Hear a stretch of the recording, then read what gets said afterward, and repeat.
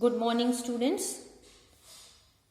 पिछली टर्न तक अपन ने आइसोमेरिज्म के बारे में स्टडी किया था। कॉम्प्लेक्सेस में किस तरीके की आइसोमेरिज्म्स प्रेजेंट होती है, और कल जो अपन ने टॉपिक डिस्कस किया था कोऑर्डिनेशन पोजीशन आइसोमेरिज्म, जिसमें कि किस तरीके से कोऑर्डिनेशन पोजीशन अगर चेंज हो जाती है तो आइसोमर्स बनते हैं। दूसरी जो डिस्कस करी थी वो थी लिंकेज आइसोमेरिज्म, जिसे अपन ने सॉल्ट और स्ट्रक्चरल आइसोमेरिज्म भी कहा था। इसमें एम्बीडेंटेड लिगैंड या उभयदंतुक लिगैंडों के साथ बंध बनने के कारण अलग अलग प्रकार के आइसोमर्स पैदा होते हैं या बनते हैं। इस प्रकार की आइसोमेरिज्म को लिंकेज या स्ट्रक्चरल या सॉल्ट आइसोमेरिज्म कहा जाता है। इसके कुछ एग्जांपल्स भी अपन ने स्टडी किए थे कि किस तरीके से दोनों तरफ दो एटम्स जो हैं वो बॉन्ड बना सकते हैं एक लिगैंड में, और जिस तरफ से मेटल उस एटम के लिगैंड के उस एटम के साथ बंध बनाता है उस प्रकार का यहाँ पर आइसोमेरिज्म प्राप्त होती है। आज जो अपने को स्टडी करनी है लिगैंड आइसोमेरिज्म। लिगैंड आइसोमेरिज्म जो है वो भी लिगैंड के कारण ही होती है, लेकिन यहाँ पर लिगैंड के बंधन के कारण नहीं है, अपितु लिगैंड में ही अलग अलग प्रकार से उसकी अरेंजमेंट जो है लिगैंड की अगर अलग अलग प्रकार से होती है तो अपने पास अलग अलग प्रकार के आइसोमर्स बनते हैं, और तब उस आइसोमेरिज्म को अपन लिगैंड आइसोमेरिज्म कहते हैं। जैसे कि ज्यादातर क्या होता है कि ऑर्गेनिक लिगैंड्स, इनऑर्गेनिक लिगैंड्स तो बहुत ही कम है ही नहीं, लेकिन जो ऑर्गेनिक लिगैंड्स हैं उनमें भी आपस में आइसोमेरिक फॉर्म्स बन जाते हैं, और जब उनमें आपस में ही आइसोमेरिक फॉर्म बनते हैं तो वो किस तरीके से मेटल एटम के साथ बंध बनाते हैं या कौन से प्रकार की लिगैंड मेटल एटम के साथ बंध बनाती है, उस प्रकार से आइसोमर्स का फॉर्मेशन होता है। जैसे कि यहाँ पर अब अपने पास है diamino propane. Diamino propane का मतलब क्या है कि प्रोपेन मॉलिक्यूल है। अगर सिंपल प्रोपेन मॉलिक्यूल अपन लेते हैं तो 3 कार्बन एटम्स यहाँ पर उपस्थित होते हैं। प्रोपेन का मतलब 3 कार्बन एटम्स, ठीक है, और सारे सैचुरेटेड हैं तो CH3 CH2 CH3।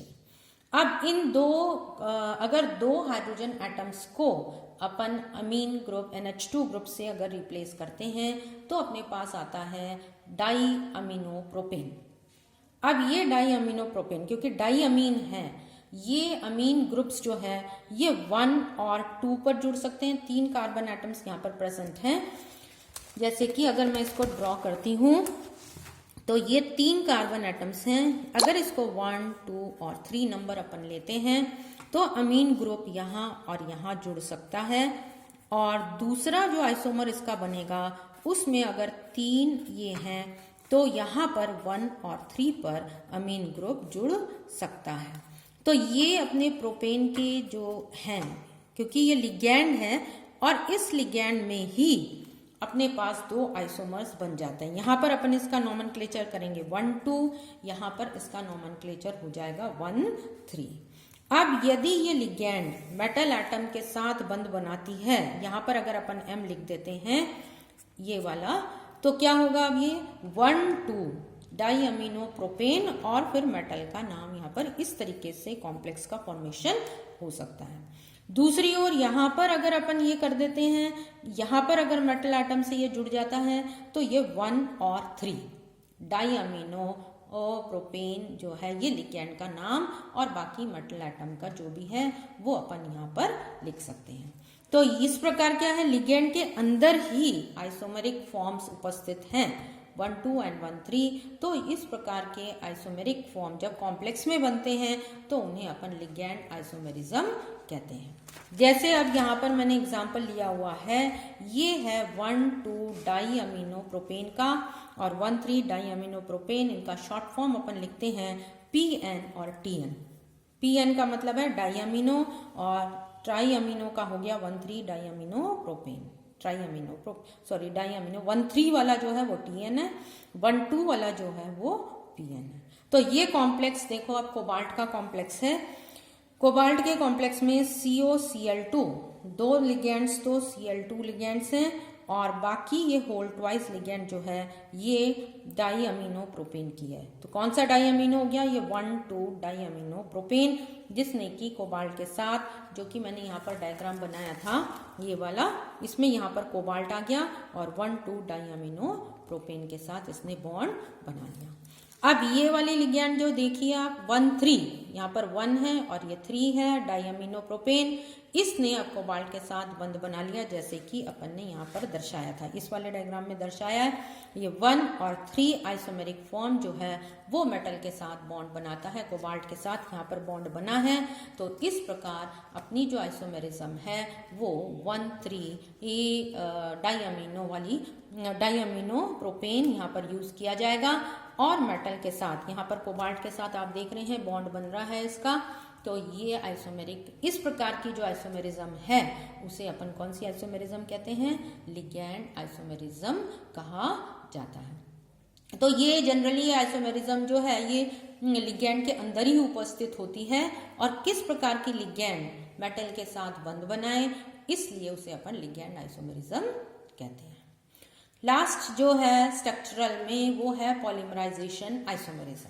जैसे कि नाम आपको दिख रहा है पॉलीमराइजेशन, पॉलीमराइजेशन का मतलब क्या है? पॉलीमर, पॉलीमर का मतलब क्या होता है? बहुलक जैसे, है ना। तो इसका मतलब क्या है कि एक अपने पास छोटी यूनिट होगी जिसे अपन मोनोमर कहते हैं, एक छोटी यूनिट है और उस यूनिट का ही बार बार अगर जुड़ जाता है, बार बार अगर उसको अपन ये करते रिपीट करें तो अपने पास पॉलीमराइजेशन या बहुलक वहां पर बन जाता है। तो इसी प्रकार यहाँ पर क्या होता है कि मेटल और लिगैंड सेम होती हैं, सेम मेटल और सेम लिगैंड होती है। लिगैंड की जो नंबरिंग है या नंबर जितने लिगैंड्स के हैं वो, और मेटल के जो नंबर हैं वो एक सेम अनुपात में बढ़ जाते हैं। तो उसका अपन कह सकते हैं कि जो सिंपल वाला है उसे अपन मोनोमर कहें, और बाकी जिसके जैसे जैसे जो रेशियो बढ़ता जाएगा तो उसे अपन पॉलीमेरिक फॉर्म कहेंगे। तो इस प्रकार की जो आइसोमेरिज्म होती है उसे अपन पॉलीमराइजेशन आइसोमेरिज्म कहते हैं। फॉर एग्जाम्पल, इससे आपको स्पष्ट हो जाएगा कि यहाँ पर एक्चुअल में क्या है, रेशियो जो है वो सेम रहेगा, मेटल का लिगैंड का जो रेशियो है वो सेम रहेगा, उसके नंबर बढ़ सकता है। तो यहाँ पर अगर आप ये देखेंगे एग्जाम्पल, ये मैंने ले रखा है CONH3 whole thrice NO2 whole thrice, ठीक है। मेटल कौन सा है यहाँ पर? मेटल है CO3+। लिगैंड कौन सी है? एक अमीन लिगैंड NH3। दूसरी कौन सी लिगैंड है? एक NO2 लिगैंड, जो कि यहाँ पर ले रखी है अपन ने, ठीक है। अब इनका क्या रेशियो है? इस वाले में जो रेशियो अगर अपन देखें तो कोबाल्ट का 1 एटम है, अमीन का 3 है और NO2 लिगैंड के 3 है। तो रेशियो क्या हो गया? 1:3:3, ये रेशियो इसका हो गया, मेटल टू लिगैंड रेशियो। अब इसी का पॉलीमेरिक फॉर्म यहाँ पर बन गया है। दो अपने पास ये मिक्स टाइप ऑफ कॉम्प्लेक्सेस यहाँ पर हैं present, CONH3 whole 6 CONO2 whole 6। अब यहाँ पर मेटल कितना है? कोबाल्ट मेटल है, और ये मेटल कितना है? 2। अमीन लिगैंड कितनी है? 6। NO2 लिगैंड कितनी है? 6। अगर इस 2:6:6 का रेशियो निकालेंगे तो ये रेशियो भी कितना आएगा? 1:3:3। तो रेशियो तो सेम है, इस रेशियो को अगर 2 से मल्टीप्लाई करते हैं तो ये वाला फॉर्म आ जाता है, इसलिए ये पॉलीमेरिक फॉर्म हो गया। इसी प्रकार अब यहाँ पर देखिए थोड़ा सा वेरिएशन और है, CONH3 whole 4 NO2 whole twice और CONH3 whole twice NO2 whole 4। Total amine ligands कितनी हैं? अगर दोनों में अपन काउंट करेंगे तो मेटल अपने पास CO और CO 2 हो गया, अमीन 4 और 2 कितने हो गए? 6 हो गए अमीन लिगेंड। NO2 कितनी है? 2 और 4, ये भी कितनी हो गई? 6। तो टोटल अगर अपन देखते हैं तो इनका रेशियो 2:6:6 हो गया। इसका मतलब इसको अगर अपन 2 से डिवाइड करें तो वही रेशियो आ जाएगा 1:3:3। तो यहाँ पर कहने का मतलब ये है कि जो रेशियो मेटल का और लिगैंड का है वो सेम रहता है, केवल इनके जो नंबर हैं इस तरीके से बढ़ जाते हैं, या पॉलीमेरिक फॉर्म जो अपन कह सकते हैं, मोनोमर से पॉलीमेरिक फॉर्म जो होता है उस तरीके की जो आइसोमेरिज्म दर्शाते हैं उसे अपन पॉलीमेरिक आइसोमराइजेशन या पॉलीमराइजेशन आइसोमेरिज्म कहते हैं। तो स्ट्रक्चरल आइसोमेरिज्म में अभी तक जो अपन ने स्टडी किए थे 8 प्रकार के स्ट्रक्चरल आइसोमेरिज्म के बारे में आपने स्टडी किया ये रहे थे। सबसे पहला कन्फर्मेशन, दूसरा आयनाइजेशन, तीसरा हाइड्रेट, फिर कोऑर्डिनेशन, फिर लिंकेज, कोऑर्डिनेशन पोजीशन आइसोमेरिज्म, फिर लिगैंड आइसोमेरिज्म और पॉलीमराइजेशन आइसोमेरिज्म। तो ये सारी आइसोमेरिज्म जो है वो स्ट्रक्चरल आइसोमेरिज्म के अंडर अपन ने स्टडी करी। अब नेक्स्ट जो वो है ज्योमेट्रिकल आइसोमेरिज्म के बारे में या स्टीरियो आइसोमेरिज्म के बारे में अपने को स्टडी करना है कि स्टीरियो आइसोमर्स कैसे होते हैं, कितने प्रकार के होते हैं और इनका कैसा अपन इनको डिफाइन करें और क्या क्या इनमें इनकी प्रॉपर्टीज होती हैं, वो अब अपन नेक्स्ट टर्न पे स्टडी करेंगे।